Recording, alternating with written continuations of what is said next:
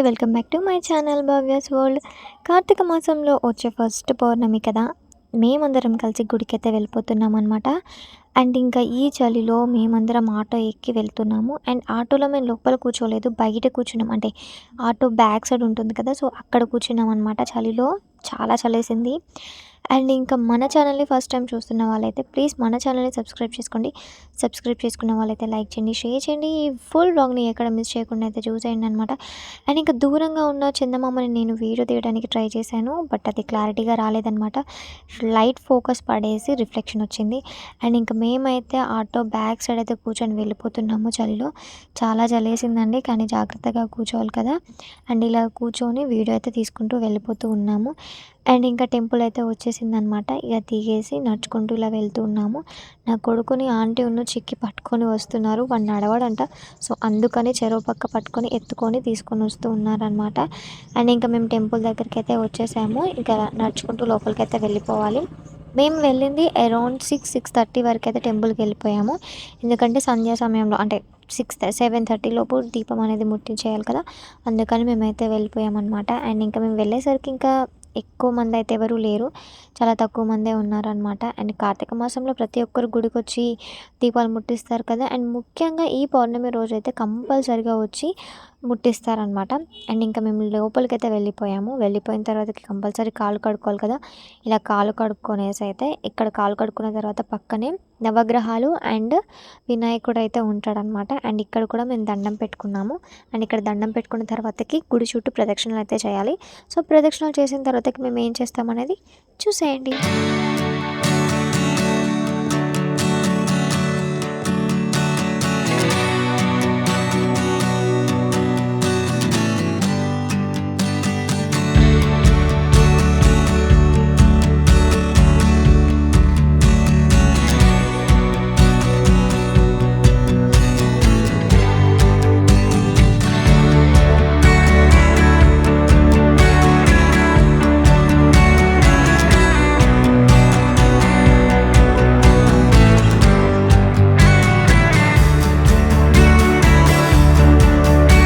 గుడి చుట్టూ ప్రదక్షిణలు చేసే దగ్గరే ఇక్కడ ఫస్ట్ కలిసిన రంగనాయకుల స్వామి ఉంటాడనమాట.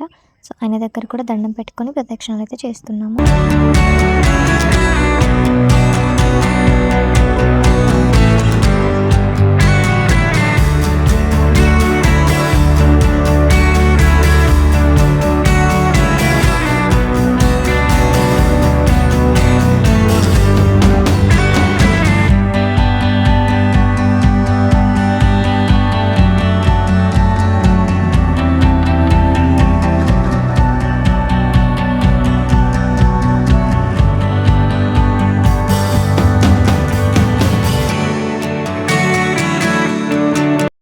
ప్రదక్షిణాలు చేయడం అయిపోయాక ఇంకా మెయిన్ ఘట్టానికైతే వెళ్ళిపోతున్నాం అనమాట. అండ్ మా మమ్మీ ఆల్రెడీ ఇక్కడ కూర్చుంది. ఈ కార్తీక మాసంలో ప్రతి ఆడవాళ్ళు ఉపవాసం అనేది ఉంటారనమాట. ఈ కార్తీక మాసం అయిపోయే వరకు ఇంట్లో ఏ ఒక్క నీసు కూడా తినకుండా కార్తీక మాసంలో దీపాలు ముట్టించుకుంటూ ఉపవాసాలు చేసుకుంటూ ఉంటారనమాట. ఈ కార్తీక మాసంలో దీపాలు ముట్టిస్తే ఎంతో పుణ్యం అని కూడా చెప్తూ ఉంటారు. అండ్ ఈ కార్తీక మాసంలో ఉదయాన్నే చన్నీటి స్నానం చేసేసి ఉదయం దీపం ముట్టిస్తారు. అలాగే సాయంత్రం కూడా చన్నీటి స్నానం చేసేసి దీపాలైతే ముట్టిస్తారనమాట. అది కూడా తల స్నానం చేస్తారనమాట. ఈ కార్తీక మాసం ఎంతో విశిష్టంగా ఉంటుంది కాబట్టి ఈ విశిష్టతప్పుడే ఆడవారందరూ నెల రోజులు ఒక్క పూట భోజనం చేస్తారు. కొంతమంది 15 రోజుల వరకు ఒక్క పొద్దుంటారు. ఇంకొంతమంది అయితే నెల రోజులు ఉంటారనమాట. అండ్ ఇంకా ఈ నెల రోజులు కూడా ఇంట్లో నీస్ అనేది వండుకోరు. అండ్ ఇంకా మా అమ్మ అయితే ఉసిరి చెట్టు దగ్గర క్లీన్ చేసేసి ముందు ఒక బండ ఉంది. ఆ బండ మీద ముగ్గేసేసిందనమాట పసుపు కుంకుమతోటి. మనం దీపం ముట్టించుకునేటప్పుడు ఇక్కడైతే ఉసిరి చెట్టు దగ్గర అయితే ముగ్గైతే వేయాలన్నమాట. ముగ్గేసిన తర్వాతకి అక్కడ దీపంతం పెట్టేసి అందులో వత్తులైతే వేయాలి. మనం ముట్టించేది 365 వత్తులు కాబట్టి ఆ వత్తులు ఎలా వెలిగించాలి అని అంటే మనం స్వచ్ఛమైన ఆవు నెయ్యితోటే ఈ వత్తులు అనేది వెలిగించాలన్నమాట. ఆ తర్వాతకి మనం వేరే దగ్గర అయితే దీపాలు ముట్టిస్తాం కదా, దాన్ని విప్ప నూనెతోటి లేదంటే నువ్వుల నూనెతోటి కూడా దీపం అనేది ముట్టించుకుంటారు. అండ్ ఇంకా ఈ ఉసిరి చెట్టు దగ్గరనే 365 వత్తులతో పాటుగా ఉసిరికాయ మీద కూడా వత్తులు పెట్టేసి మనం దీపం అయితే ముట్టించుకుంటారనమాట. ఈ కార్తీక మాసంలో ఉసిరికాయ మీద దీపం ముట్టిస్తే కూడా ఎంతో పుణ్యం అని చెప్పుకుంటారు. ఈ కార్తీక మాసం శివయ్యకును, విష్ణుమూర్తికి చాలా విశిష్టతంగా ఉంటుంది. సో, కార్తీక మాసంలో ప్రతి ఒక్కరు కూడా చాలా నిష్టగా ఉపవాసాలుంటూ ఈ కార్తీక మాసం అయిపోయే వరకు పూజలు, పునస్కారాలు చేసుకుంటూ ఉంటారనమాట. ఇంకా ఉసిరికాయ మీద కూడా ముట్టించాలి అని చెప్పాను కదా! మీకక్కడ చూసుకుంటే ఉసిరికాయని పైన మనం కోసేయాలనమాట. పైన కొంచెం కోసేస్తే మనకి వత్తి పెట్టుకోవడానికి కంఫర్టబుల్‌గా ఉంటుందక్కడ. మీకు చూసుకుంటే వీడియోలో కనిపిస్తుంది. సో, ఈ కార్తీక మాసంలో ఉసిరికాయ మీద కూడా దీపం ముట్టిస్తే చాలా పుణ్యం అని చెప్పుకుంటూ ఉంటారనమాట. ఈ కార్తీక మాసం గురించి చాలా కథలైతే ఉన్నాయి. సో, కార్తీక పురాణం అనే ఒక బుక్ ఉంటుందనమాట. ఆ బుక్ మా ఇంట్లో కూడా ఉంది. రోజు మా అమ్మ అయితే దీపం ముట్టించిన తర్వాతకి ఆ కార్తీక పురాణంలోని కథలైతే చదువుతూ ఉంటుంది. మీకెవరైనా కార్తీక పురాణం గురించి తెలియని వాళ్ళైతే కంపల్సరీగా ఆ బుక్ కొనుక్కోండి. ఆ బుక్‌లో కార్తీక పురాణం గురించయితే చాలా బాగా రాశారు. అండ్ ఒక్కొక్క స్టోరీ కూడా చాలా అద్భుతంగా ఉంటుంది. నమ్మలేమసలు, కానీ చాలా బావుంటాయి కథలైతే. ఇంకా మేమైతే ఇక్కడ దీపం అనేది ముట్టిస్తూ ఉన్నామనమాట.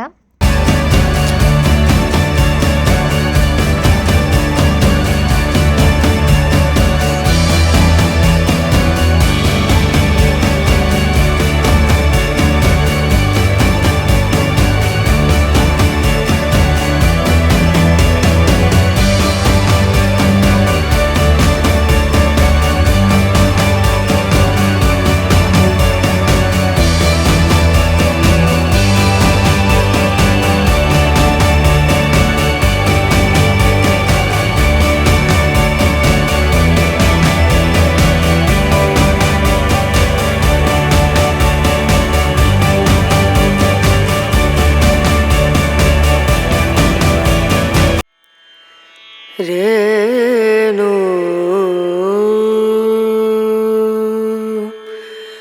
రనా రనా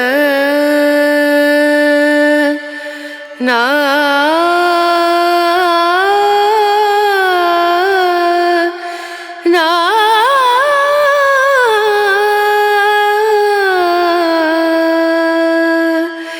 రేణు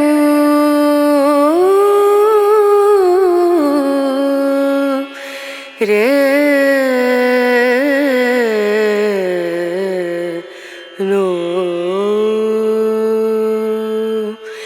దీం దూం దన దీం దన దీం దూం దన దీం దన దీం దూం దన దీం దూం దన దీం దన ఉదయ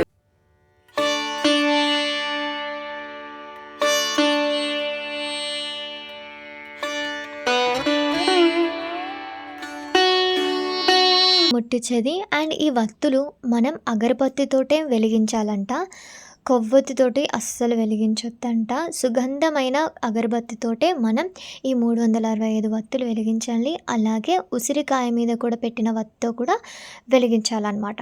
అండ్ మనం వెలిగించేటప్పుడు వెలిగించిన తర్వాతకి చేతులకి కొన్ని అక్షంతలు తీసుకొని త్రయంబకేశ్వరాయ స్వాహ అని 3 సార్లు అనుకోవాలంట. అలా అనుకుంటేనే మనం అంటే మనం ముట్టించిన ఆ దీపంలోకి దేవుడు ఆహ్వానం అవుతారంట. సో, ఇది కూడా నేను విన్నాననమాట. అండ్ నాకు తెలీదు, మా అమ్మ కూడా ఎప్పుడు అలాగే చేస్తుందంట. సో, నేను కూడా అలాగే అనుకొని మనసులో అనుకొని అక్షంతలైతే దీపం దగ్గర పెట్టేశాననమాట.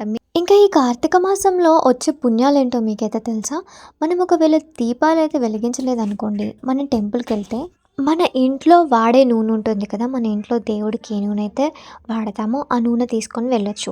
తీసుకొని వెళ్ళిన తర్వాతకి గుడిలో దీపాలు ముట్టిస్తారు కదా! ఆ దీపాలు ముట్టించినప్పుడు దీపాలు ముట్టించాక కొంచెం నూనె, సగం నూనె అయితే అయిపోతుంది కదా! ఆ సగం నూనెలో కూడా మనం తీసుకెళ్ళిన నూనె కూడా పోయొచ్చనమాట. అలా పోసినా కానీ మనకి పుణ్యమే దక్కుతుందని చెప్తూ ఉన్నారనమాట. కార్తీక మాసంలో మనం దీపాలు ముట్టించలేకపోయినా, ఒకవేళ మన ఇంట్లో ఉండే నూనె తీసుకెళ్ళి ఎవరో ముట్టించిన వాళ్ళ దాంట్లో నూనె పోసినా కూడా మనకి పుణ్యమే వస్తుందన్నమాట.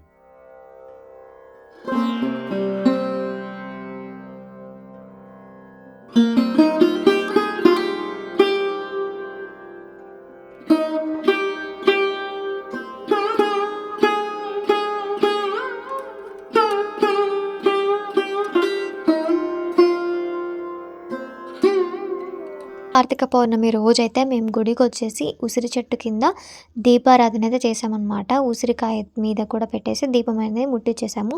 అండ్ ఇంకా ఆ తర్వాతకి గుడి దగ్గర గజస్తంభం ఉంటుంది కదా గుడి ముందు. ఆ గజస్తంభం దగ్గర కూడా దీపాలనేది వెలిగిస్తూ ఉన్నామన్నమాట. మీకు నేను చెప్పాను కదా కార్తీక పురాణంలో చాలా కథలైతే ఉన్నాయని చెప్పేసి. అండ్ ఇక నాకు తెలిసిన ఒక చిన్న స్టోరీ అయితే చెప్తాననమాట మీకు. పూర్వంలో ఒకతనైతే ఉండేవాడంట.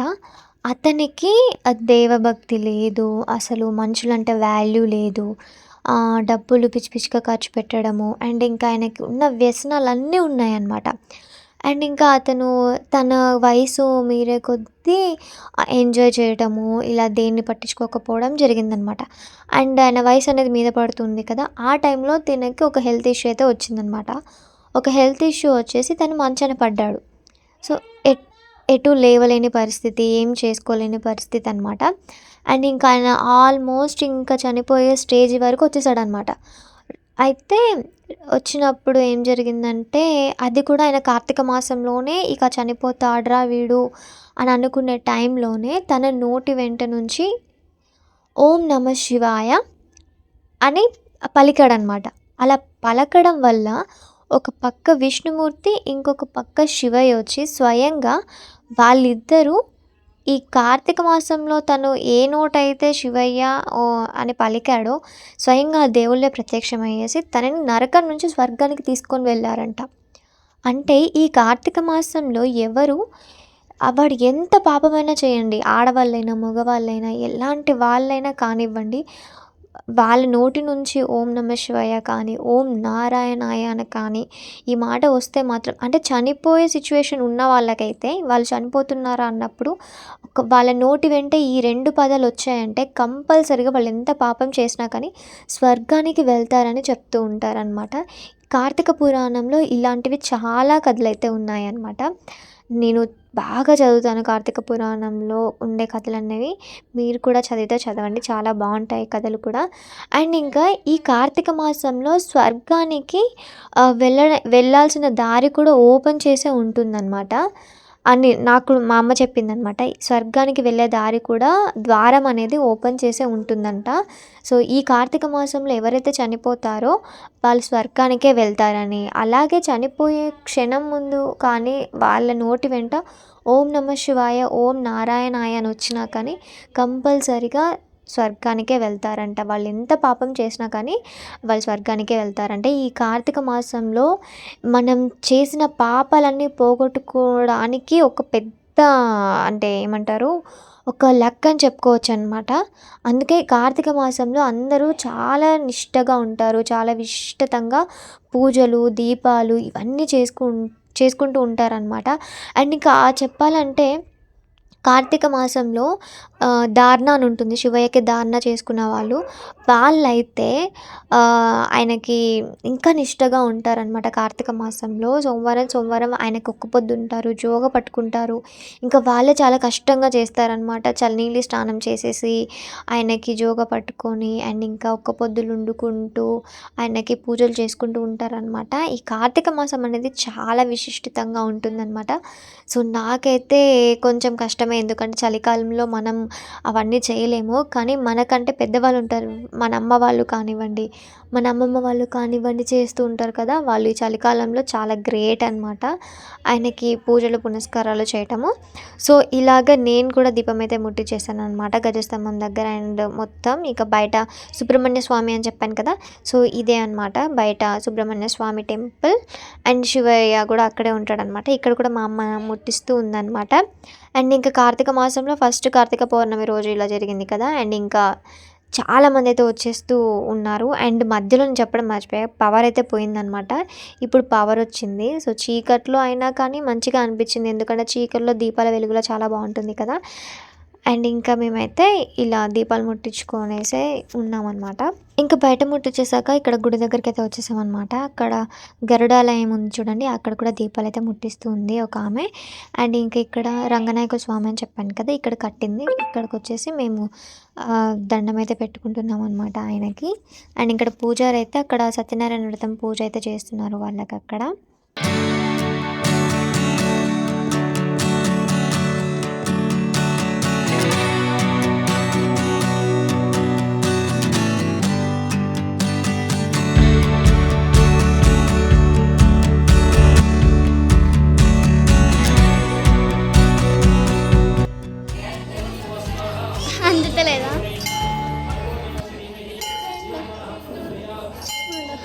అందులో మా అక్క